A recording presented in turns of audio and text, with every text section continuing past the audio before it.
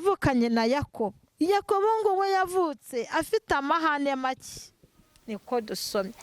Yari afite amahirwe make, yari afite amahane make, ariko Esawu we ngo yavutse Imana yarahiriye akaboko ke ngo ahiga by'ubuhanga, kandi agahiga agatahana umuhigo. Yagera mu rugo se akamubaza ngo noneho mpaka umuhigo wazanye mbashe kuryaho. Nabashuhuje abadukurikiye, abakurikiye Mukakarangwa TV, amahoro y'Imana nabane namwe.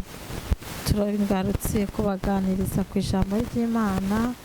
Turashimira abadukurikira, turabashimira uburyo mutwumva, turabashimira uburyo tugendana ku ijambo ry'Imana, turabashimira uburyo tubana namwe.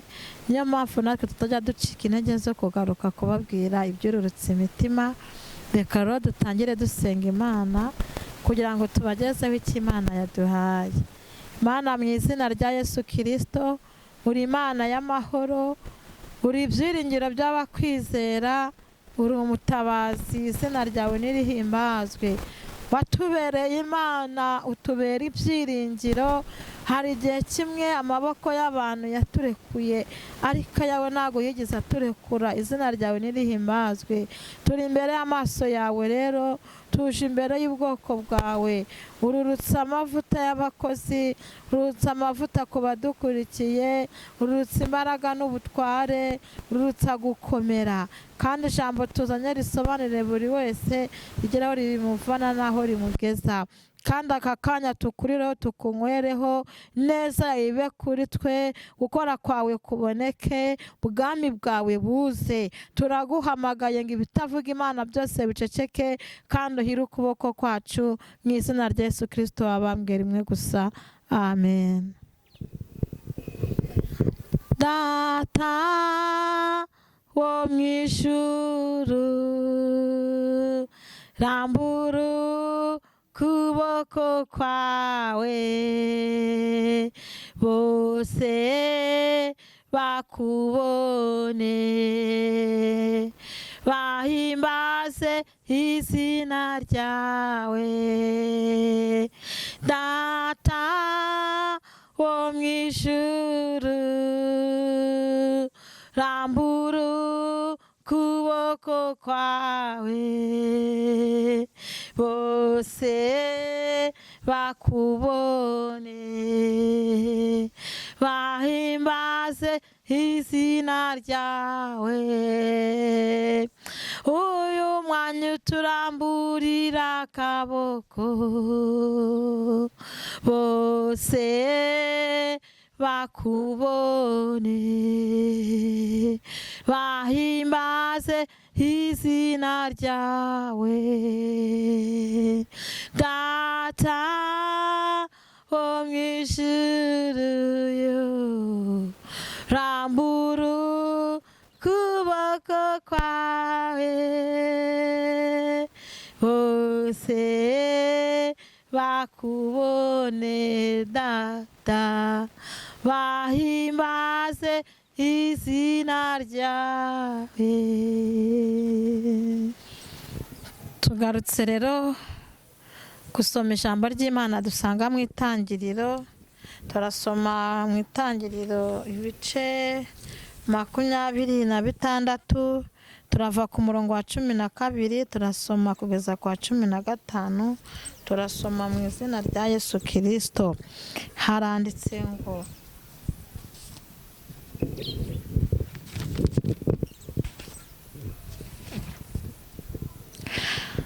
Isaka abiba muri icyo gihugu. Muri uwo mwaka yeza ibirutaho inshuro 100. Uwiteka amuha umugisha. Uwo mugabo aba umukire, agenda arushaho, ageza aho yabereye umukire cyane. Yari afite imikumbi n'amashyo n'abagaragu benshi, atera Abafilisitiya ishyari. Amariba yose y'abagaragu ba se bafukuye, Aburahamu se akiriho. Abafilisitiya bari barashibishije ibitaka.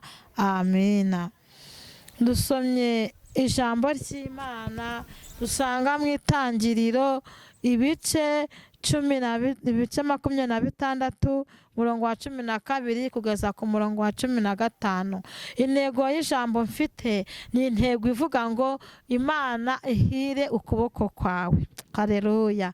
Imana ihire ukuboko kwawe. Abantu benshi bajya bahirwa, abandi ntibahirwe, ariko dusomye yuko nta muntu ujya ubasha gutuma uhirwa akaboko kawe. Ntabwo wahirwa akaboko kawe kubera so wanyu cyangwa papa wawe cyangwa mama wawe, ahubwo Imana yo mu ijuru niyo ijya ihira akaboko kawe. Dusomye ijambo rikomeye cyane, turebye uburyo bukomeye cyane Imana yahiriye Isaka. Haleluya. Ngo abiba muri icyo gihugu. Isaka yageze mu gihugu yagezemo, arangije arabiba. Turasomye ngo yarabibye yorora n'amashyo, ariko ngo amashyo yabaye menshi, ibyo yabibye birera cyane. Imana ihira akaboko ka Isaka. Arangije guhirwa ngo aba muri icyo gihugu, Abafilisitiya bamugirira ishyari bitewe n'uko barebye ibintu afite uburyo ari guhirwa. Niyo mpamvu narinje kano kanya kugira ngo tuganire ku ijambo rivuga ngo Uwiteka ahira akaboko kawe mu izina rya Yesu Kristo. Imana ihire akaboko kawe mu kazi, Imana iguhire mu bucuruzi, Imana iguhire mu byo uri gukora, Imana iguhire mu kazi kawe, Imana iguhire aho uri kuvura, Imana iguhire ku itorero uri kuyobora. Imana ihire akaboko kawe. Mu by'ukuri Imana ishyira umugisha mu kaboko kawe uhirwe nk'uko Imana yahiriye Isaka. Nta wundi muntu ubasha gutuma uhirwa, nta wundi muntu wabasha gutuma Imana ikugirira neza ikagira neza akaboko kawe. Hari abantu bakora bikanga, hari abantu bakora bakavunika ariko ntibinjize, ariko Imana kano kanya, Imana yahiriye Isaka. Isaka yahiriwe Abafilisitiya babireba, nta muntu wigeze atambuka kuri Isaka, ariko Isaka yarahiriwe. Turasomye ngo Abafilisitiya bagize ishyari barababara kuko bari babonye uburyo Imana yamuhiriye. Iyi Imana yahiriye Isaka, ndagira ngo ihire umugabo udukurikiye, ndagira ngo ihire umukobwa udukurikiye, ndagira ngo ihire umupapa udukurikiye, ndagira ngo ihire umusore udukurikiye. Umuntu wese mu mwanya we, umuntu wese abwira Imana ngo Mana hira akaboko kanje nk'uko wahiriye Isaka. Imana ihabwe icyubahiro. Ngo hari amariba yari yaragiye arasiba, hari amariba se yari yarafukuye Aburahamu, hanyuma Aburahamu amaze gupfa ngo amariba aragenda arasiba. Ariko ukomeje gusoma hepfo wasanga nawe yarahiriwe, ayo mariba narayafukura arongera arakora. Imana nihabwe icyubahiro. Imana iguhire amariba yawe yari yarazibye yongera afukuke, abantu bamenye yuko Imana yaguhiriye mu izina rya Yesu Kristo. Turongera gusoma hano 25. Turasoma 25 ibice umurongo wa 27, turasoma kugeza ku murongo wa 33. Dusome mu izina rya Yesu. Haranditse ngo Esawu aguza Yakobo ubutware bwe. Abo bahungu barakura. Esawu aba umuhigi w'umuhanga w'umunyeshyamba. Yakobo we yari umunyamahane make yabaga mu mahema. Maze Isaka yakundiraga Esawu kuko yajyaga arya ku muhigo we. Rebeka we yakundaga Yakobo. Bukeye Yakobo ateka imboga, Esawu arinjira avuye mu ishyamba akosa. Esawu abwira Yakobo ati ndakwinginze ngaburira ku bitukura utetse. Kuri ibyo bitukura byawe kuko nkoza nicyo cyatumye yitwa Edomu. Amina. Dusomye ijambo rikomeye cyane. Turasomye ngo Esawu yabaye umuhigi w'umuhanga. Esawu yavukanye na Yakobo. Yakobo ngo we yavutse afite amahane make, niko dusomye. yari afite amahirwe make, yari afite amahane make, ariko Esawu we ngo yavutse Imana yarahiriye akaboko ke ngo ahiga by'ubuhanga, kandi agahiga agatahana umuhigo, yagera mu rugo se akamubaza ngo noneho mpaka umuhigo wazanye mbashe kuryaho. Ariko ngo Yakobo we yari afite amahane make. Bivuze ngo abantu bavuka ari babiri mu ndimwe, ariko ntago bavuka bahirwa kimwe amaboko yabo.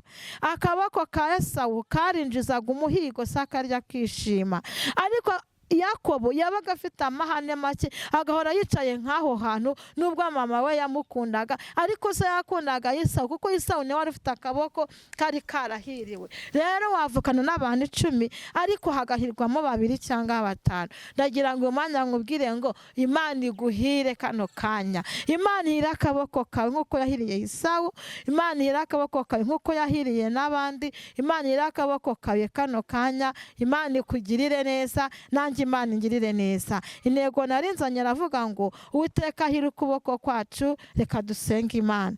Waba udukurikiye aho uri hose, ufashijwe n'iryo jambo, reba ko nta bihombo ubona, reba ko nta bibazo bitajya birangira, reba ko ukuboko kwawe kurimo umugisha, nusanga ari ntawe urimo, ubwira Imana ihira ukuboko kwawe. Reka dusenge Imana.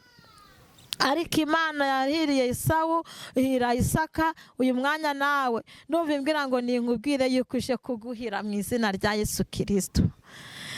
Kandi iminsi umaze uzenguruka ngira hagije. Imana ibwira Abisirayeli ngo nabitegereje, iminsi mumaze muzenguruka nsanga irahagije. Uyu mwanya nawe iminsi umaze uzenguruka irahagije. Akira guhirwa n'Imana, akira akaboko kazima mu izina rya Yesu. Tuzi uburyo Yakobo yajyaga ahabwa amashyo, yamara kuyahabwa Yakobo ngo bakamuha inkambi, ariko yamara kugera mu biganza bye ikaba nziza, kuko yari Imana yabaga yamupangiye. Ibyaba bibi bigeze mu kaboko kazima byaba byiza, kuko dufite ubutware bwo kubitegeka bigahumanuka mu izina rya Yesu Kristo.